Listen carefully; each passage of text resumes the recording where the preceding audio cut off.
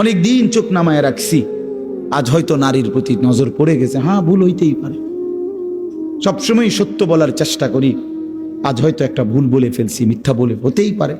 কিন্তু লাগাতার মিশা কথা, কথা বুঝছেননি আমার কথাটা? প্রত্যেক দিন মিশা কথা, প্রতিদিন বুঝি মানুষের সুদ খায়, প্রতিদিন বুঝি ওজনে কম দেয়, প্রতিদিন বুঝি কাস্টমারের ঠকায়। এটা কি মুসলমান? এ কেমন ধরনের পাপী? 30 বছর বুঝি প্রত্যেক দিন টেলিভিশন চলবে আপনার ঘরে, প্রতিদিন আপনার ঘরে নিয়ম মাফিক নাচ গান নর্তকের ছবি চলবে। আপনাদের আখিরাত নাই? আপনার বিবি বাচ্চার আখিরাত নাই? তো এরা মরলে কোথায় যাব? এদের পরিণতি কি হবে? আর আমি বাবা হিসাবে, অভিভাবক হিসাবে কি দায়িত্ব পালন করলাম? খাট পালং আর সোফা, ফার্নিচার, কাঁচের প্লেট আর নুনের বাটি, এটাই ছিল জিম্মাদারি না? একজন মুসলমানের দায়িত্ব তার স্ত্রী সন্তানের জন্য এই শুধু খাট পালং আর সোফা ফার্নিচার ব্যবস্থা করা, এই তো না? বলেন না বাবা, বলেন তো কি দায়িত্ব ছিল? কোরআন শরীফে আছে, ওয়া'মুর আহলাকা বিস-সালাহ ওয়াসতাবির আলাইহা। আল্লাহ তাআলা বলেন, নবী আপনাকে বলছি, প্রতিটা বান্দাকে ঈমানদার বলে দেন, হে ঈমানদার, তোমরা প্রত্যেকেই নিজ নিজ পরিবারের সদস্যদেরকে নামাজের আদেশ করো। তাহলে এই যে জিম্মাদারি, আপনার দায়িত্ব কি আল্লাহ বলছে, ওয়াসতাবির আলাইহা, এবং তুমি নিজেও নামাজের উপরে মজবুত থাকো। তো বাত্তারকারী আল্লাহ বলে, লা নাসআলুকা রিজকা, তোমাদেরকে রিজিক দেওয়ার জন্য আমি তোমাদের কারো সাহায্য আমার লাগবে না। নাহনু নারযুকুকা, আমি একাই সকলকে রিজিক দেব।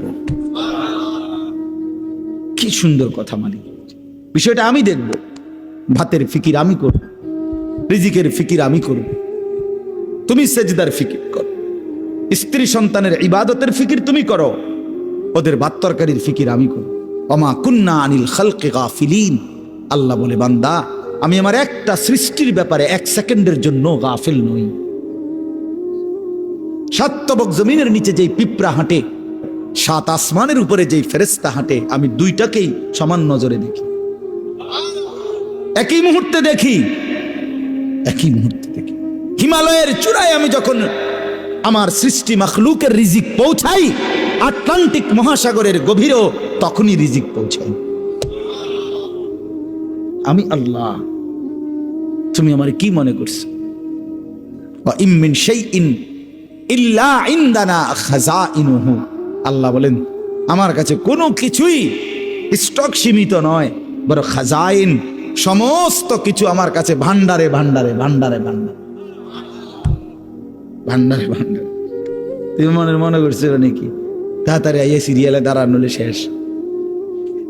হেগু না না, ওমা নুনাজ্জিলুহু ইল্লা বিকদারিন মালুম, আল্লাহ বলেন আছে তো আমার কাছে ভান্ডারে ভান্ডারে, কিন্তু আমি নাজিল করি পরিমাণ মতো করে, একসাথে সব না, পরিমাণ করে। বুঝেন নাই? আমি বুঝে কই, মনে করেন আমরা যে অনেক মানুষের চিন্তা বয়স্ক মাঝ বয়সী লোকেরা, আরে আমি থাকতে যদি ঘর দুয়ার টাকা পয়সা বাইল করে দিয়ে যেতে না পারি, ফোলাগারে বিদেশ পাঠাইয়া যেমনে পারি, সুদে পারি, কিস্তিতে পারি, হ্যাঁ, আমি থাকতে যদি জিফুতের লেগে কিছু ঘর দুয়ার টাকা পয়সার ব্যবস্থা করে দিয়ে যাইতে না পারি, আমি মরলে আহারে তারা কিনবো। অনেক মানুষের এটা চিন্তা না, আমি মরলে তারা কিনবো না, আমনে মরলে তারা সবাই ক্ষুধা বহন খাইব, আমনে মরলে পৃথিবীতে ভাত বন্ধ। না না, এই শেষ ভাত আমনের আমলে, এরপরে শুধু বন দিয়ে আর চা দিয়ে ভিজে খাবো সবাই, হাবটাই শুধু একবার খাওয়াই না, ওনার আমলেই শুধু পৃথিবীতে কাম কাজ আর সব বন্ধ। এরপরে এই জন্য আল্লাহ বলে, বান্দা আরে আমার কাছে আছে, টেনশন করো না, আমার কাছে আছে ভান্ডারে ভান্ডারে, কিন্তু আমি একসাথে দেখলে তো সংরক্ষণ করতে পারবা না। এই জন্য আমি আল্লাহ যখন যা প্রয়োজন পরিমাণ মতো নাজিল করে থাকি। তোমার উপরে রহম করি বলে, তোমার উপরে দয়া করেছি বলে দেই, তুমি এমন শুরু করছো কা? তোমার দাদা মরে যাওয়ার পরে তুমি কি মরছুনি? তাইলে এই পৃথিবীতে আগের মানুষ মরে যাওয়ার কারণে কি পরের মানুষগুলো মরে গেছে? তো আমি মরলে তারা কষ্ট পাইবে কেন? কথা বোঝেন না? গত 100 বছর আগের মানুষ যারা মরে গেছে, 300 বছর আগের যারা মানুষ মরে গেছে, তো তাদের কারণে আমগো কি অসুবিধা হয়েছে? তার আমি মরে গেলে আমার পরবর্তী জেনারেশনের কি অসুবিধা হবে? হায়াত থাকলে রিজিক আছে, হায়াত থাকলে কি আছে? এই জন্য আমি আপনাদের কাছে অনুরোধ করলাম, ভাই দয়া করে আমরা প্রত্যেকেই এই কথাটা, এই যে কয়জন আল্লাহর বান্দা বসছেন, চাচারা, বাবারা, নওজোয়ান ছেলে তোমরা, আমার ভাই, নিজেকে আমরা মুসলমান মনে করি, আল্লাহ আমাদেরকে এই দৌলত দিছেন। আমরা যদি আল্লাহকে ভুলে যাই, আখিরাতকে ভুলে যাই, বিশ্বাস আল্লাহর কসম, তাহলে আর আমাদের জীবনের কোনো মূল্য থাকে না। আমি শক্ত বললাম আর কি, কিন্তু বাস্তবতা এটাই, মানুষের কোনো পরিচয় থাকে না। কোরআন শরীফে একেবারে আমি বললে রাগ করার কিছু নাই, কোরআন শরীফে স্পষ্ট আছে। আল্লাহ বলছেন, যে মনের ইচ্ছা মতো চলে, আমার হুকুমের খেলাফ, নিজের মনে যা চায় তাই চলে, কসম আল্লাহর, আল্লাহ বলছে, হে নবী শুনেন, সে কোনো মানুষ না, ইনহুম ইল্লা কাল আনআম, সে শুধুই জানোয়ার। ইনহুম ইল্লা কাল আনআম, এটা নফি ইস্তিসনা, মানে আর কিছু নয়, তার পরিচয় আর কিছুই নয়, শুধুই চতুষ্পদ জন্তু। তাহলে কঠিন কথা আল্লাহ বলছে। এই জন্য যে জীবনে আখিরাত নাই, যে জীবনে পরকালের কথা নাই মনে, সে জীবন জীবন না। আপনি আপনার মন মতো আখিরাত সাজাইলে হইতো না। একবার না, শত শতবার আল্লাহ বলছে, বান্দা ভুলে যেও না, ভুলে যেও না, ভুলে যেও না। এই হাসি, এই কান্না, এখানকার সুখ, এখানকার বাড়ি, এখানকার সম্পদ, এখানকার ছেলে মেয়ের উপার্জন, এটা মিলাইয়া তৃপ্ত হইয়া যাইও না যে আমার পরিকল্পনা শেষ, আমার টার্গেট শেষ, আমার দুনিয়ায় আগমনের উদ্দেশ্য শেষ। না বান্দা, তোমাকে সামনে যেতে হবে, কবরে, আখেরাতে, হাসরে, ফুলসিরাত পার হইতে হবে। তার জন্য সামানা কোথায়, তার জন্য তোমার পাথেও কোথায়, সেটা মিলাও, সেটা মিলাও, সেটা দেখো। আফসুসের ব্যাপার, আজকে আমার দেশ, আমার সমাজের মানুষ, বয়স্ক 60 বছরের, 70 বছরের মুরব্বীরা, অনেকের জীবন তৃপ্ত, অনেকের জীবন সন্তুষ্ট হয়ে গেছে এই কথার উপরে যে 3টা ছেলে ছিল, 3 জনেরই বিদেশ পাঠিয়ে দিছি, 4টা মেয়ে ছিল, 4টা মেয়েই বিয়ে দিয়ে ফেলছি, একটা বিল্ডিং করছি, শহরে জায়গা কিনছি, ব্যাংকে টাকা জমাইছি, ব্যবহারের একটা গাড়ি আছে, খালাস, দুনিয়ায় আসার উদ্দেশ্য কামিয়াব, দুনিয়ায় টার্গেট ফিল আপ, আর কোনো কাজ নেই। যে জন্য আসছে উদ্দেশ্য হাসিল হয়ে গেছে, এটাই দুনিয়ায় আসার উদ্দেশ্য, ঠিক না? কথা বলেন না কেন?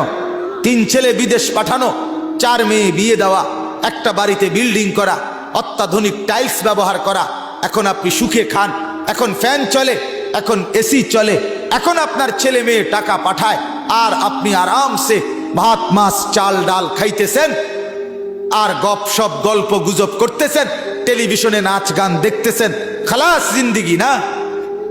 আহ, হায় মুসলমান, এই তো তৃপ্তি।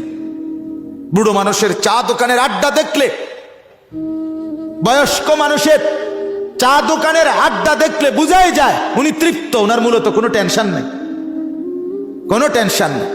চা দোকানে বসে বসে গপ মারে, সিগারেটের পর বিড়ি খায়, টেলিভিশনের নাচ গান দেখে, আরামসে আরামসে বসে আছে। তার মানে মরবে, পরকাল আছে, এই ভাবনাই নাই, এই ভাবনাই। আহ, আল্লাহ আমাদেরকে বুঝ দান করেন, আল্লাহ আমাদের কলিজার মধ্যে ফিকির দান করেন। আখিরাতের ফিকির ছাড়া জিন্দিগির কোনো মূল্য নাই, আল্লাহ এটাই বলছেন।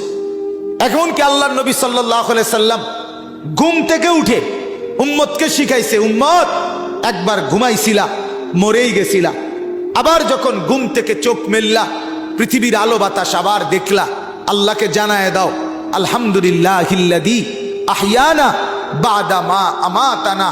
মাওলা, আপনার শুকর মাওলা, আমি তো মরেই গেছিলাম, আপনি আবার হায়াত দিয়ে আমাকে বাঁচিয়ে দিলেন। তবে আমি জানি মাওলা, এই মরা আর বাঁচার খেলায় একদিন ঠিকই ওয়া ইলাইহিন নুশুর, আপনার কাছে ফিরে যেতে হবে, ফিরে যেতে হবে। প্রতিদিন চোখ বন্ধ হয়, আবার চোখ আপনি মেলে দেন, মাওলা আমি জানি, তবে এটাও জানি একদিন ঠিকই শুধু বন্ধ করবেন আর খুলবেন, আপনার কাছেই নিয়ে যাবেন। ওয়া ইলাইহিন নুশুর, প্রত্যেক ঘুম থেকে জেগে আল্লাহর নবী আল্লাহর কাছে ফিরে যাওয়ার কথা আল্লাহর কাছে নতুন করে মনে করাইতেন, নবায়ন করে নিতেন। তাহলে আমাদের প্রতিদিন ফিকির করা উচিত, মাওলা আপনার কাছে ফিরতে হবে, আল্লাহর কাছে ফিরতে হবে। অতএব এই কথাটা আল্লাহ তাআলা মনে করাই দিছেন, আমার দুনিয়া ভোগ করো, আমার জমিন ব্যবহার করো, আমার দেওয়া রিজিক উপভোগ করো।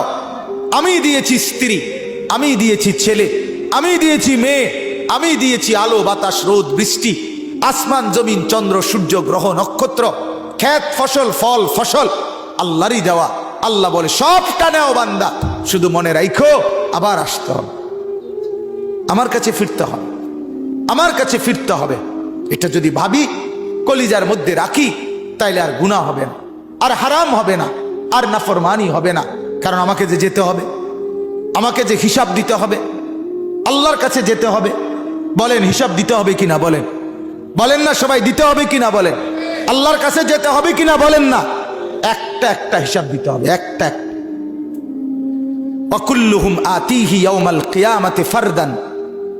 আল্লাহ বলছেন কোরআনে, কিয়ামতের দিন তোমাদের প্রত্যেককে আসতে হবে একজন একজন করে, একজন একজন, একজন একজন করে বাপ, একজন একজন আল্লাহর সামনে দাঁড়াইতে হবে। ইন্নাল্লাহা সাইয়ুকাল্লিমু, নবী বলছে নিশ্চয়ই আল্লাহ প্রত্যেকের সাথে পৃথক পৃথক কথা বলবেন, একজন একজন করে কথা বলবেন। আল্লাহ তাআলা কথা বলবেন, আল্লাহর কাছে দাঁড়াইতে হবে, আল্লাহ তাআলার মুখোমুখি হইতে হবে।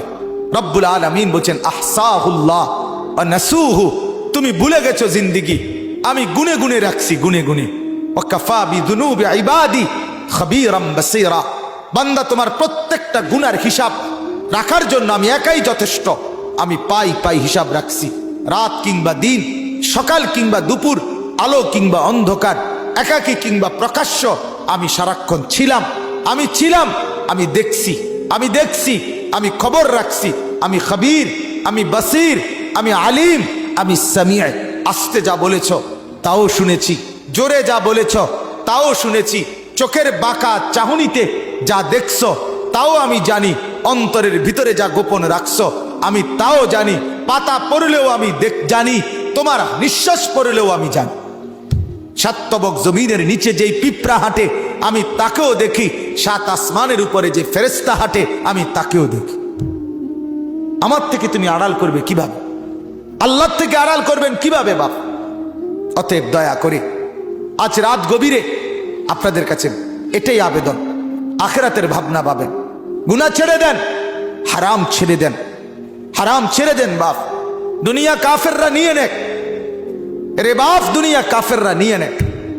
ইহুদিদেরকে দুনিয়া দিয়ে দেন, খ্রিস্টানদেরকে দুনিয়া দিয়ে দেন, হিন্দুদেরকে দুনিয়া দিয়ে দেন, বৌদ্ধদেরকে দুনিয়া দিয়ে দেন, নাস্তিকদেরকে দুনিয়া দিয়ে দেন, মুরতাদদেরকে দুনিয়া দিয়ে দেন। ইমানদার আপনি জান্নাত থেকে নিয়ে নেন, আখিরাত থেকে নেন।